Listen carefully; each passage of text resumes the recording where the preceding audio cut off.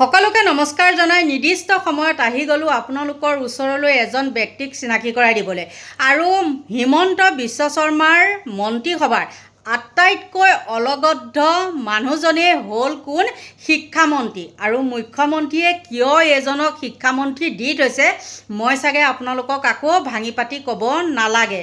এতিয়া কথাটো হ'ল কি আজিৰ পৰা অলপ দিনৰ আগত আপোনালোকে গম পায় কণ শিশুসকলৰ ইউনিফৰ্মৰ নামত 600 টকাত 3যোৰ পলিষ্টাৰ কাপোৰ মিছ কৰা সেয়া লৈ পেলাই সেইখন বিতৰ্ক বা টলৰ সন্মুখীন হৈছিলে মনত আছে। আৰু এতিয়া তেওঁ কি কৈছে জানেনে? আজি মই এটা হেৰি দেখিলোঁ কেওফালে বানপানীয়ে ভৰপূৰ মানে ক'ত কি বোলে কয় নহয় মানে কি ক'ব লাগে হাঁহটো কয় পাৰটো এনেকুৱা ধৰণৰ কথা। আৰু তেওঁ আজি কি ক'লে যে অসমৰ সন্তান অসমত আচলতে কথা এটাও ভালকৈ ক'ব নাজানে সেইকাৰণে কৈছোঁ অলগদ্ধ কি অসমৰ সন্তান জন্ম দিব পৰা ক্ষমতা থকা মহিলাৰ সন্তান জন্ম হাৰ কমি গৈছে মানে অসমৰ সন্তান জন্ম দিব পৰা ক্ষমতা থকা মানে মহিলা সেইটো ক'ব লাগিছিলে কিন্তু সেইখিনিও ক'ব নাজানে। হাৰ কমি গৈছে যাৰ বাবে চৰকাৰী বিদ্যালয়ত শিক্ষাৰ্থীৰ সংখ্যা হ্ৰাস হৈছে আৰু ক শ্ৰেণীত 25,000 শিক্ষাৰ্থী হ্ৰাস হোৱাৰ বিপৰীতে নিম্ন প্ৰাথমিক বিদ্যালয়ত 15,000 শিক্ষাৰ্থী হ্ৰাস পাইছে শিক্ষামন্ত্ৰী ৰণোজ পেগু। এতিয়া মই কওঁ শুনক উপদেশতকৈ আৰ্হি ভাল। এতিয়া মানুহবিলাক একেবাৰে জুৰুলা হৈ আছে টকা পইচাৰ একেবাৰে অভাৱ সেইকাৰণে মানুহে কি কৰে এটা বা দুটা সন্তানতে সীমিত মানে হেৰি কৰে আৰু সীমিত কৰি দিয়ে। কিন্তু তেওঁলোকৰতো টকা পইচা আছে তেওঁলোকে নোহোৱাই কিয় 10টা 20টা আৰু হোৱালে যেনিবা তেওঁলোকে সেই 10টা 20টা হ'লেও সেই সন্তানসকলক চৰকাৰী স্কুলত পঢ়ায় নে গভৰ্ণমেণ্ট স্কুলত পঢ়ায় লাজ পোৱা নাইনে ক'বলৈ তেওঁ ভাবিছে কি তহঁতটো ভিক্ষাৰী তহঁতৰ ল'ৰা ছোৱালীকে মানে কি কৰিব লাগিব চৰকাৰী স্কুলত দি আমি লুটি পুটি খাই থাকিব লাগিব নহয় জানো।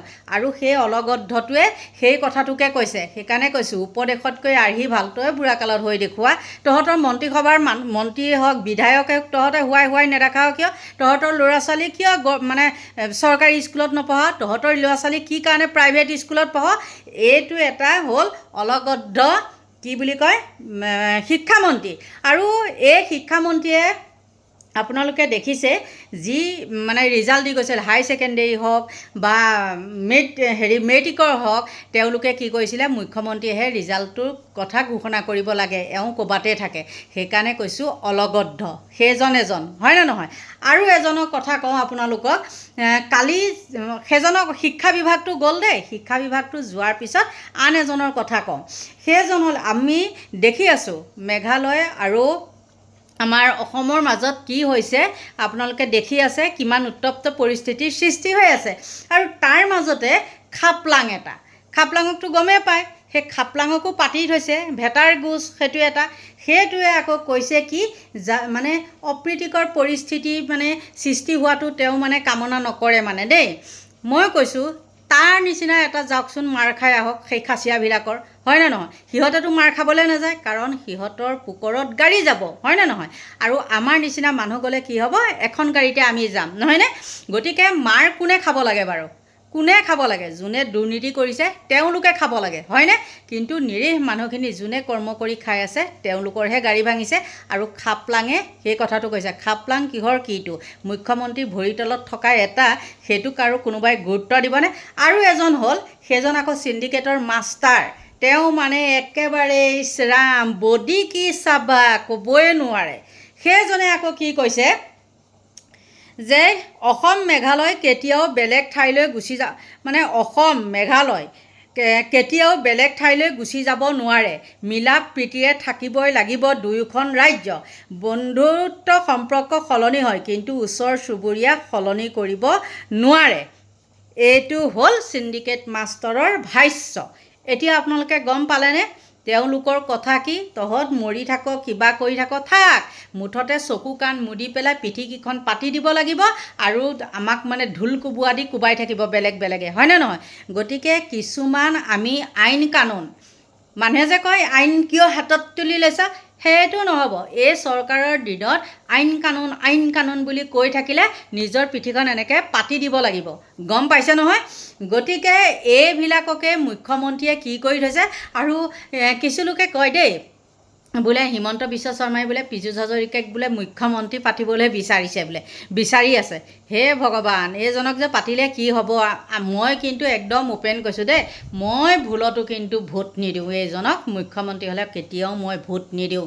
মই লাগে আৰু 10 জনমলৈ 10টা বছৰ, মানে 10 বছৰলৈহে কৈছোঁ দেই, লাগে জীয়াই থকালৈকে একেবাৰে মৰা বৃদ্ধ কাললৈকে যদিও মই হিমন্ত বিশ্ব শৰ্মাক ভোট দিব লাগে তেওঁকেই দিম।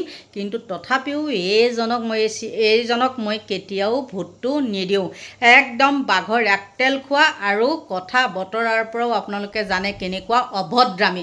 সকলোৱে বেয়া পায় কিন্তু এইজনক দেই, সিমানেই ক'লোঁ। গতিকে কি হ'ব, এইকেইজনৰ কথা মতে আমি উদ্ভৱ কৰিব লাগিব জানো? আৰু খাপলাংটোক আপোনালোকে ভাবিছে নেকি খাপলাঙক এৰি দিছোঁ বুলি? খাপলাঙক এৰি দিয়া নাই। আৰু এইবিলাকৰ তলতে বোলে আমি থাকিব লাগিব। কিন্তু আজি যোৰাবাটত যি কাণ্ড আমাৰ সংগঠনসমূহে কৰিছে, সঁচাকৈয়ে কিন্তু একদম মোৰ ভাল লাগিছে। কাৰণ কি কৰিব লাগিব, বিষৰ মলমেহে ভাল কৰিব পাৰি, হয় নে নহয়? যেনেকৈ কি কৰিব লাগিব এতিয়া, ধৰক সেইটোৱে আৰু বিষ এটুকু হৈ থাকিলে আমি বিষৰ মলমটো সানিলেহে বা বিষৰ দৰৱটো খালেহে আমি কি হয়, আমাৰ গাটো ভাল হয়, নহয়নে? ঠিক তেনেকুৱাই মানে বদলা হয়নে নহয়? মই সেইটোৱে হিন্দীত কৈছোঁ আৰু দেই। গতিকে বন্ধু বান্ধৱীসকল, প্ৰথমতে এজন সেই অলগদ্ধ সেইজন আমাৰ শিক্ষামন্ত্ৰীক চিনাকি কৰাই দিলোঁ। তেওঁ এতিয়া আকৌ ষ্টাৰ্ট দিব আৰু তেওঁ আকৌ আৰম্ভ কৰিব। মানে উপদেশতকৈ আৰ্হি ভাল, তেওঁ আকৌ সন্তান জন্ম দিব ৰুণুজ পেগুৱে। কাৰণ এইবাৰ ৰুণুজ পেগুৰ সন্তান ক'ত পঢ়িব? চৰকাৰী স্কুলত পঢ়িব। আৰু এই খাপলাং আৰু পীযুষ হাজৰিকাৰ কথা বাদ দিলোঁ। এইবিলাক মানে কিবা কিবা ধোৱা চাং এনেকুৱা ধৰণৰ কথা। বন্ধু বান্ধৱীসকল, আপোনালোকৰ পৰা লৈছোঁ বিদায়। Bye bye.